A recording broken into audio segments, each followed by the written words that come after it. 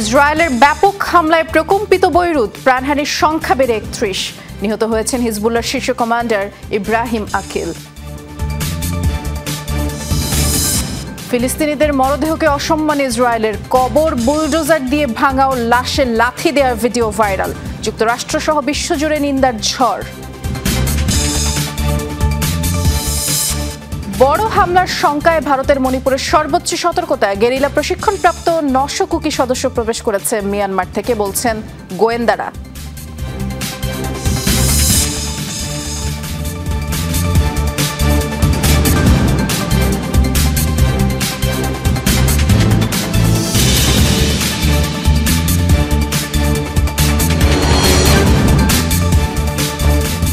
শিরোনামগুলো শুনছিলেন, নুসরাত বৃষ্টির সাথে আছি। লেবাননের রাজধানী বৈরুতে ইসরায়েলি বিমান হামলায় প্রাণহানি বেড়ে ৩১ জনে দাঁড়িয়েছে। নিহতদের মধ্যে হিজবুল্লাহর শীর্ষ কমান্ডার ইব্রাহিম আকিল সহ রাদওয়ান ইউনিটের কমান্ডাররাও রয়েছেন। এই হামলায় আহত হয়েছে অর্ধশতাধিক লেবানিজ। শুক্রবার রাজধানী দক্ষিণাঞ্চলের একটি আবাসিক এলাকা লক্ষ্য করে ২ দফায় হামলা চালায় একটি F-35 যুদ্ধ বিমান, যাতে করে ধসে পড়ে বেশ কয়েকটি ভবন। ধ্বংসস্তূপের নিচে অনেকেই চাপা পড়েন। জবাবে ইসরায়েলি ভূখণ্ডে পাল্টা হামলা চালায় হিজবুল্লাহ। দেশটির উত্তরাঞ্চলে ছোড়া হয়েছে কমপক্ষে ১৪০টি রকেট। তবে আকাশ প্রতিরক্ষা ব্যবস্থা আয়রন ডোম ধ্বংস করেছে সেগুলোর বেশিরভাগ, দাবি তেল আবিবের। ১১ মাসের বেশি সময় ধরে চলা পাল্টাপাল্টি এই সংখ্যাতে এটি লেবাননের রাজধানীতে ইসরায়েলের তৃতীয় হামলা।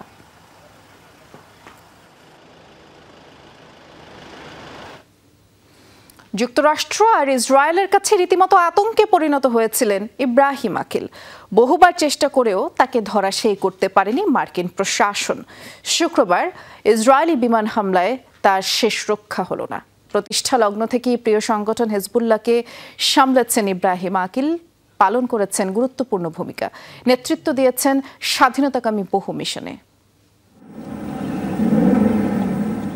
ঘটনাটি ১৯৮৩ সালের। লেবাননে প্রাণঘাতী হামলায় ব্যাপক ক্ষতিগ্রস্ত হয় মার্কিন দূতাবাস এবং মার্কিন নৌঘাঁটি। মারণঘাতী এই হামলায় প্রাণ যায় যুক্তরাষ্ট্রের ২৪১ সেনাসহ ৩ শতাধিক মানুষের। এ হামলার অন্যতম মাস্টারমাইন্ড ধরা হতো ইব্রাহিম আকিলকে। সেই থেকেই মার্কিনীদের কাছে রীতিমতো আতঙ্কে পরিণত হন তিনি। সশস্ত্র সংগঠন হিজবুল্লাহ প্রতিষ্ঠায় অগ্রণী ভূমিকা রাখেন ইব্রাহিম আকিল। শুধু একজন সদস্যই নয়, পালন করেছেন সংগঠকের ভূমিকাও। তার বলিষ্ঠ নেতৃত্বেই হিজবুল্লাহ পরিণত হয় লেবাননের সর্বোচ্চ শক্তিশালী সামরিক এবং রাজনৈতিক সংগঠনে। জীবদ্দশায় জনসম্মুখে খুব কমই দেখা গেছে ইব্রাহিম আকিলকে। গোপনেই পরিচালনা করেছেন সংগঠনকে। পালন করেন হিজবুল্লাহর এলিট ফোর্স রাদওয়ান ইউনিটের প্রধানের দায়িত্ব। বারবার চেষ্টা করেও তার হদিস পায়নি মার্কিন কর্তৃপক্ষ। বাধ্য হয়ে $7 মিলিয়ন পুরস্কারও ঘোষণা করে ওয়াশিংটন। বিভিন্ন সূত্রের দাবি, হিজবুল্লাহর সবচেয়ে গুরুত্বপূর্ণ পরিষদ জিহাদি কাউন্সিলের সদস্য ইব্রাহিম আকিল তথা হস্তা হাসিন। ১৯৬০ সালের দিকে জন্ম ইব্রাহিম আকিলের বেড়ে ওঠা লেবাননের বেকা উপত্যকার একটি গ্রামে। শিয়া রাজনৈতিক দলের পর হিজবুল্লায় যোগদানের মধ্য দিয়ে উত্থান হয় তার। শুক্রবার লেবাননের রাজধানী বৈরুতে ইসরায়েলি টার্গেট কিলিংয়ে মৃত্যু হয় শীর্ষ এই হিজবুল্লাহ কমান্ডারের। অনিক রহমান, যমুনা নিউজ। লেবাননে হিজবুল্লাহ গোষ্ঠীর পেজার বিস্ফোরণের ঘটনার পর আলোচনায় রহস্যময় এক নারী। হাঙ্গেরির যেই প্রতিষ্ঠানের বিরুদ্ধে এসব পেজার বিক্রির অভিযোগ উঠেছে তার সিইও তিনি।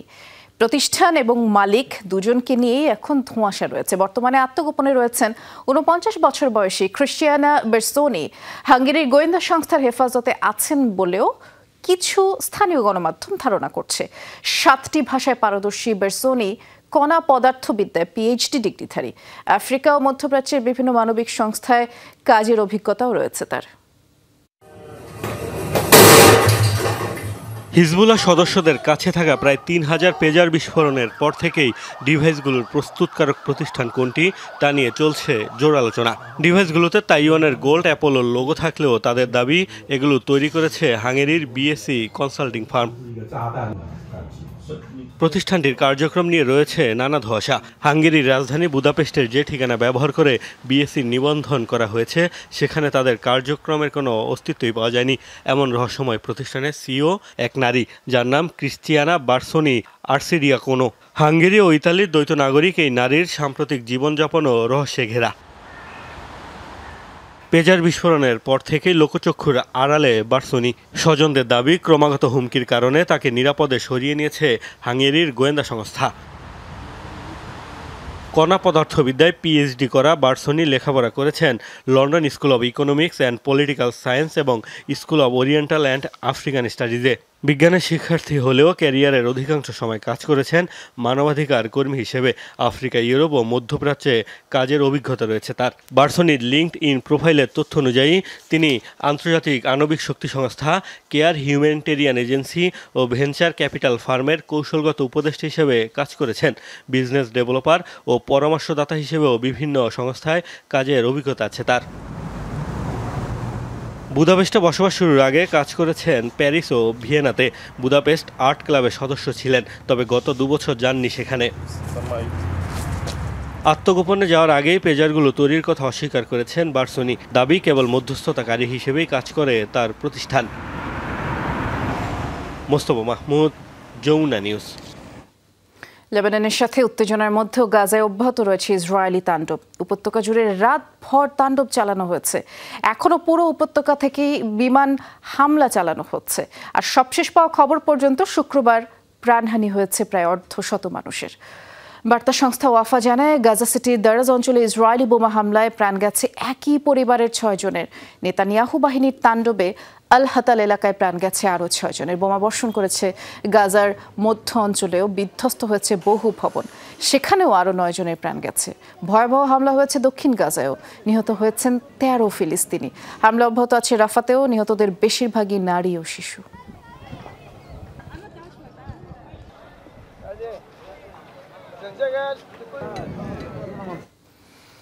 কেবল হত্যা করেই ক্ষান্ত নয়, মরদেহের প্রতি চূড়ান্ত অসম্মানের নজির তৈরি করে চলেছে ইসরায়েল। বুলডোজার দিয়ে লাশ তোলার চেষ্টা, লাথি দিয়ে বা চ্যাংদোলা করে ছাদ থেকে ফেলে দেওয়ার মতো নৃশংসতার ভিডিও ইতিমধ্যেই সামাজিক যোগাযোগ মাধ্যমে ছড়িয়ে পড়েছে। ইসরায়েলি সেনাদের এমন বর্বরতায় বিশ্বজুড়ে উঠেছে নিন্দার ঝড়। জঘন্য আচরণ বলে আখ্যা দিয়েছে ওয়াশিংটনও। চাপের মুখে ইস্যুতে তদন্তের ঘোষণা দিয়েছে তেল আবিব। হত্যার পর এভাবেই লাথি দিয়ে ছাদ থেকে নিচে ফেলা হচ্ছে নিহতের মরদেহ। পশ্চিম তীরের ফিলিস্তিনিদের প্রতি এমন বর্বরতা দেখিয়েছে ইসরায়েলি সেনারা। এরই মধ্যে সামাজিক যোগাযোগ মাধ্যমে ভাইরাল সে ভিডিও। বিশ্বের কোনো প্রান্তে এমন বর্বরতা কে কবে দেখেছে আগে?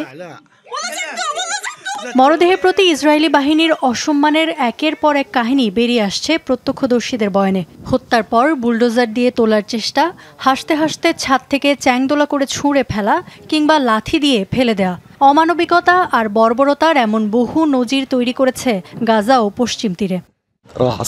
একটি বাড়ির ছাদে খুব কাছ থেকে গুলি করে একজনকে হত্যা করে তারা। এরপর বুলডোজার দিয়ে মরদেহটি সরানোর চেষ্টা করে। সম্ভব না হলে তারা লাশটিকে চ্যাংদোলা করে নিচে ফেলে দেয়। মৃতদেহের প্রতি ইসরায়েলের এমন আচরণ বিশ্বজুড়ে তৈরি করেছে তীব্র ক্ষোভ। সামাজিক যোগাযোগ মাধ্যমগুলোতে উঠেছে নিন্দার ঝড়। এমন বর্বরতার কড়া সমালোচনা করেছে আরব বিশ্ব। জঘন্য আচরণ আখ্যা দিয়েছে তেল আবিবের পরম মিত্র যুক্তরাষ্ট্রও। তীব্র নিন্দা জানিয়েছে জাতিসংঘ সহ বিভিন্ন মানবাধিকার সংস্থা। কাবাতিয়ায় যা ঘটেছে তা বর্বরোচিত। মরদেহগুলোর সাথে তারা যা করেছে তা অত্যন্ত ঘৃণ্য। হত্যার পর একটি মরদেহের সাথে এমন অসম্মানজনক আচরণ মেনে না যায় না। যে কোনো পরিস্থিতিতেই যুদ্ধে নিহতের মরদেহের প্রতি সম্মানজনক আচরণ প্রদর্শনের বাধ্যবাধকতা করা হয়েছে জেনেভা কনভেনশনে। এমনকি শত্রুপক্ষের মৃতদেহের প্রতিও দেখাতে হবে যথাযথ সম্মান। আন্তর্জাতিক মহলের কড়া সমালোচনার মুখে মুখ খুলতে বাধ্য হয়েছে নেতানিয়াহু প্রশাসন। বিষয়টি খতিয়ে দেখবে বলে জানিয়েছে দেশটির প্রতিরক্ষা বিভাগ IDF। বিবৃতিতে দাবি করা হয়, ইসরায়েলি সেনাবাহিনীর আদর্শ ও মূল্যবোধ এ ধরনের কর্মকাণ্ডকে সমর্থন করে না। ইফাতারা খন্দকার, যমুনা নিউজ। যুক্তরাষ্ট্রের কংগ্রেসে গাজায় ইসরায়েলি গণহত্যার তুমুল সমালোচনা করলেন ফিলিস্তিনি বংশোদ্ভূত মার্কিন আইন প্রণেতা রাশিদা তালিব। ফিলিস্তিনি স্বাস্থ্য মন্ত্রণালয় প্রকাশিত ইসরায়েলি হামলায় নিহতদের তালিকা তুলে ধরেন। ইসরায়েলকে অস্ত্র না দিতে বাইডেন প্রশাসনের প্রতি আহ্বান জানান তিনি। We are witnessing the Israeli government carry out a genocide in Gaza. Madam speaker, গাজায় ইসরায়েলের গণহত্যার সাক্ষী আমরা। ফিলিস্তিনি স্বাস্থ্য মন্ত্রণালয় নিহতদের নাম পরিচয় সংবলিত 649 পাতার নথি প্রকাশ করেছে। প্রথম 14 পাতা জুড়েই রয়েছে শিশুদের নাম। আমি আশা করি এগুলো আমার সহকর্মীদের নজরে পড়বে। এটি কোনোভাবেই আত্মরক্ষার লড়াই হতে পারে না, এটি গণহত্যা। Identified individuals. Many public মধ্যপ্রাচ্যকে আঞ্চলিক যুদ্ধে ঠেলে দিচ্ছে বেনিয়ামিন নেতানিয়াহু। সাম্প্রতিক সংঘাতের জন্য ইসরায়েলি প্রধানমন্ত্রীকে দায়ী করে এমন অভিযোগ করলেন ফরাসি প্রেসিডেন্ট ইমানুয়েল ম্যাক্রন। নেতানিয়াহুর সাথে এক ফোন আলাপে এমন মন্তব্য করে ম্যাক্রো, দাবি ইসরায়েলি গণমাধ্যমের। সাম্প্রতিক সময় লেবাননের সংঘাতের মাত্রা বাড়িয়ে অঞ্চলটিকে যুদ্ধের দিকে ঠেলে দিচ্ছে তেল আবিব বলেও ফোন আলাপে মন্তব্য করেন তিনি। আর চলমান এই উত্তেজনার জন্য ইসরায়েলকে নয়, চাপ দিতে হবে হিজবুল্লাহকে, এমনটাই বলেন জবাবে নেতানিয়াহু। মিয়ানমার থেকে অন্তত 900 সশস্ত্র কুকি সদস্য প্রবেশ করেছে ভারতের উত্তর পূর্বাঞ্চলীয় রাজ্য মণিপুরে, যারা ড্রোন, বোমা, মিসাইল ও গেরিলা হামলায় বিশেষ প্রশিক্ষণ প্রাপ্ত। গোয়েন্দা সূত্রের ভিত্তিতে এমন তথ্য জানিয়েছেন রাজ্যটির নিরাপত্তা উপদেষ্টা। 28 সেপ্টেম্বর বড় ধরনের হামলার পরিকল্পনাও রয়েছে গোষ্ঠীটির, জানিয়েছে নিরাপত্তা সংস্থাগুলো।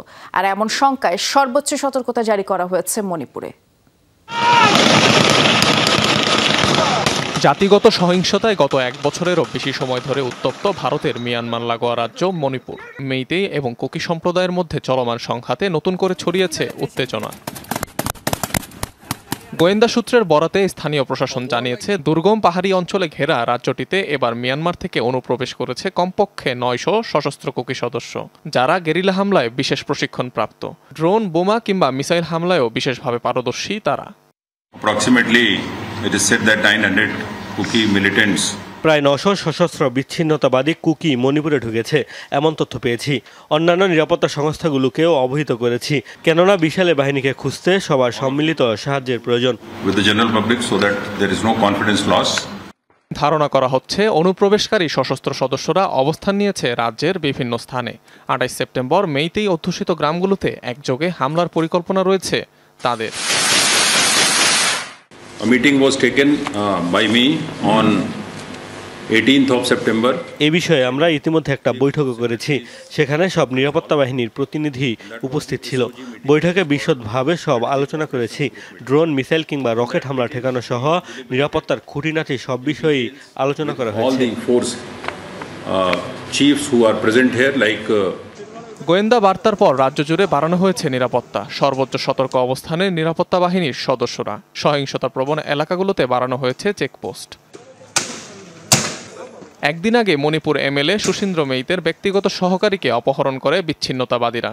রাজ্যটিতে চলমান সংঘাতে এ পর্যন্ত প্রাণ হারিয়েছেন 220 জনেরও বেশি মানুষ, বাস্তুচ্যুত প্রায় 50,000 বাসিন্দা।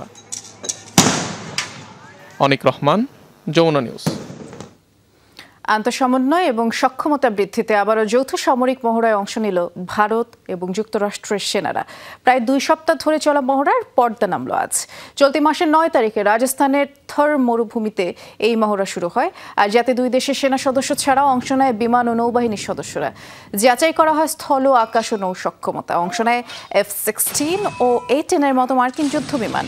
মার্কিন অ্যাপাচি হেলিকপ্টার ছাড়াও এই মহড়ায় শক্তিমত্তা প্রদর্শন করে নানা মনুষ্যবিহীন আকাশযান, ছিল বিভিন্ন ধরনের সাঁজোয়া ও সশস্ত্র যান।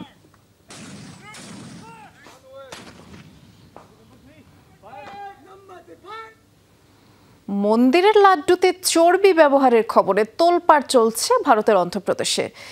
বিখ্যাত তিরুপতি মন্দিরের লাড্ডুতে ঘিয়ের পরিবর্তে গরু, শূকর এবং মাছের চর্বি ব্যবহারের অভিযোগ উঠেছে। মুখ্যমন্ত্রী চন্দ্রবাবু নাইডুর দাবি, সাবেক YSR কংগ্রেস পার্টির আমলে এই কাজ হতো, আর এই বিষয়টি সুপ্রিম কোর্ট পর্যন্ত গড়িয়েছে। এ নিয়ে রাজ্য সরকার ও মন্দির কর্তৃপক্ষের কাছে রিপোর্ট তলব করেছেন কেন্দ্রীয় স্বাস্থ্যমন্ত্রী। অন্ধ্রপ্রদেশের তিরুপতিতে তিরুমালা মন্দিরের প্রসাদের লাড্ডুতে ভেজাল হিসেবে পশুর চর্বিযুক্ত ঘি মেশানোর অভিযোগে চলছে তোলপাড়। গেল বুধবার বিতর্কের সূত্রপাত করেন রাজ্যের মুখ্যমন্ত্রী চন্দ্রবাবু নাইডু। অভিযোগ করেন, বিখ্যাত তিরুপতি লাড্ডুতে ব্যবহার করা হতো গরু ও শুয়োরের চর্বি এবং মাছের তেল। সাবেক YSR কংগ্রেস পার্টির আমলে হতো এই কাজ। গুজরাটের একটি সরকারি ল্যাবে পাঠানো নমুনা পরীক্ষায় দাবির পক্ষে সত্যতাও মেলে। পরীক্ষার বিস্তারিত ফলাফল প্রকাশের পর তীব্র ক্ষোভ ছাড়ে ক্ষমতাসীনরা। देश का 100 करोड़ हिंदू कानून को हाथ मिलेगा। মন্দিরের পবিত্রতার বিষয়ে যাদের মূল্যবোধ ও শ্রদ্ধা নেই তারা যদি দায়িত্ব পায় এমন ঘটনায় হওয়ার কথা। বহু বছর ধরে সবচেয়ে বিশ্বস্ত সূত্রগুলো থেকে কাঁচামাল সংগ্রহ করে এই প্রসাদ বানানো হতো। এর আগে কেউ তা লঙ্ঘনের সাহসী করেনি। এমন ঘটনাকে ধর্মীয় অনুভূতিতে আঘাত হিসেবে দেখছে ভক্তরা। সারা দেশ থেকে তিরুপতি দর্শনের জন্য আসে ভক্তরা। কেবল দেশ থেকে নয়, বিশ্বের অন্যান্য জায়গা থেকেও আসে। কোনো ভক্তের অনুভূতিকে আঘাত করা উচিত নয়। বহু বছর ধরে এখানে আসছি, যারা অপকর্মে জড়িত তাদের বিরুদ্ধে ব্যবস্থা নেওয়া দরকার। বিতর্ক গড়িয়েছে সুপ্রিম কোর্ট পর্যন্ত। ধর্মীয় অধিকার রক্ষার দাবিতে মামলা দায়ের করেছেন এক আইনজীবী। প্রতিক্রিয়া জানিয়েছে কেন্দ্রীয় সরকারও। অন্ধ্রপ্রদেশের মুখ্যমন্ত্রী চন্দ্রবাবু নাইডুর কাছে বিস্তারিত রিপোর্ট চেয়ে পাঠিয়েছেন স্বাস্থ্যমন্ত্রী জেপি নাড্ডা। যখনই এই খবর পেয়েছি চন্দ্রবাবু নাইডুর সাথে কথা বলেছি, পূর্ণাঙ্গ রিপোর্ট পাঠাতে বলেছি। তথ্য প্রমাণ অনুযায়ী প্রয়োজনীয় ব্যবস্থা নেওয়া হবে। ওয়াইএসআর কংগ্রেস সরকারের দিকে অভিযোগের আঙুল ওঠায় তীব্র প্রতিক্রিয়া জানিয়েছে দলটি। সাবেক মুখ্যমন্ত্রী জগনমোহনের দাবি, নোংরা রাজনীতি করছেন চন্দ্রবাবু নাইডু। লাড্ডুতে পশুর চর্বি মেশানোর ঘটনায় বিচার বিভাগীয় তদন্তের দাবি জানিয়েছেন তিনি। Dorothy Tasrin, Jamuna news. ব্যাপক আলোচনা সমালোচনার পর ইউক্রেনের প্রতিরক্ষা বিভাগ সহ সরকারি কার্যালয়ে নিষিদ্ধ করা হলো সামাজিক যোগাযোগ মাধ্যম টেলিগ্রাম ব্যবহার। সাইবার নিরাপত্তার কথা ভেবে এই পদক্ষেপ নেওয়া হয়েছে বলে দাবি করেছে কিয়েভ। দেশটির জাতীয় নিরাপত্তা ও প্রতিরক্ষা মন্ত্রণালয় আরএনবিওর এক বিবৃতিতে জানানো হয়েছে, উচ্চপদস্থ কর্মকর্তা ও আইন প্রণেতাদের বৈঠকে এই সিদ্ধান্ত নেওয়া হয়েছে। ইউক্রেন রাশিয়া উভয় দেশে ব্যাপক জনপ্রিয় মেসেজিং অ্যাপ টেলিগ্রাম। তবে কিয়েভের শঙ্কা, ইউক্রেনীয় টেলিগ্রাম ব্যবহারকারীদের তথ্য পৌঁছে যায় রুশ কর্তৃপক্ষের হাতে, এমনকি মুছে ফেলা হয়েছে ওই মেসেজও পুনরুদ্ধারে সক্ষম মস্কো। তাই দেশের নিরাপত্তার স্বার্থে এবং সাইবার হামলা ঠেকাতে প্রতিরক্ষা বিভাগ সহ সরকারি কার্যালয়গুলোতে নিষিদ্ধ করা হয়েছে এই যোগাযোগ মাধ্যমটি। বিমানে যাত্রীর খাবারের বক্স খুলতেই লাফিয়ে বের হলো ইঁদুর এবং শুরু করলো ছোটাছুটি। এমন কাণ্ড ঘটেছে স্ক্যান্ডিনেভিয়ান এয়ারলাইন্সের একটি ফ্লাইটে। নরওয়ে থেকে স্পেনের পথে ওই বিমানটি যাচ্ছিল। খাবার বিতরণের পরে এমন বিপত্তি ঘটে। বক্স থেকে ইঁদুর লাফিয়ে বের হওয়ার পর পুরো বিমান জুড়ে বিশৃঙ্খলা দেখা দেয়, আতঙ্ক ছড়ায়। ইঁদুরের উৎপাতে আসন থেকে উঠে যায় অনেক যাত্রী। এক পর্যায়ে ডেনমার্কের কোপেনহেগেনে জরুরি অবতরণে বাধ্য হয় কর্তৃপক্ষ। বিমানের যান্ত্রিক ত্রুটি এড়ানো এবং যাত্রীদের নিরাপত্তার কথা ভেবে এই সিদ্ধান্ত বলে জানিয়েছে এয়ারলাইন্সটি। এমন অনাকাঙ্ক্ষিত ঘটনার জন্য দুঃখ প্রকাশ করেছে। আর পরবর্তীতে আরেকটি বিমানে করে যাত্রীদের গন্তব্যে পৌঁছানোর ব্যবস্থা করা হয়। মেক্সিকোতে 2 সপ্তাহের কম সময়ে মাদক কারবারিদের সংঘর্ষে কমপক্ষে 53 জন নিহত হয়েছেন। চলমান এই সহিংসতায় নিখোঁজ হয়েছে 51 জন। শুক্রবার এই তথ্য প্রকাশ করেছে কর্তৃপক্ষ। দেশটির পশ্চিমাঞ্চলীয় রাজ্য সিনালোয়ায় 2টি প্রতিদ্বন্দ্বী গ্রুপের মধ্যে 9 সেপ্টেম্বর থেকে সংঘর্ষ শুরু হয়েছে এবং মাদক কারবারি 2 গ্যাং এর চলমান সংঘাত থামাতে ব্যর্থ দেশটির প্রশাসন। মেক্সিকোর মাদক সম্রাট ইসমাইল এল মায়ো জাম্বাদা গত জুলাই যুক্তরাষ্ট্রে গ্রেফতার হওয়ার পর থেকেই 2টি গোষ্ঠীর মধ্যে সংঘাত শুরু হয়, যা চলতি মাসে ভয়াবহ রূপ নিয়েছে। এই ছিল যমুনা আই ডেস্কের সাথে থাকার জন্য ধন্যবাদ।